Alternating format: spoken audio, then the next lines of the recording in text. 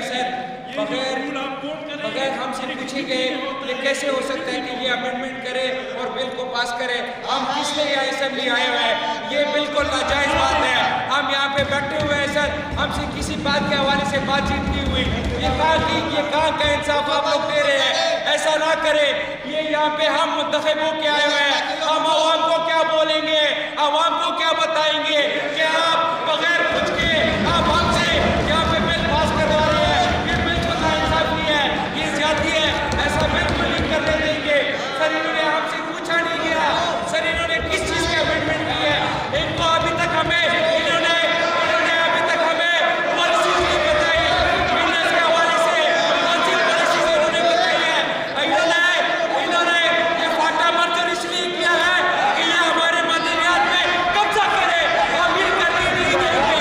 सारे मेंबर बैठे हुए हैं, ये बिल्कुल नाइंसाफी है। ये मैं बता रहा हूं आपको, ये बिल्कुल ज्यादा हो चुकी है। इनको बुलाना चाहिए था, हमें बैठाना चाहिए।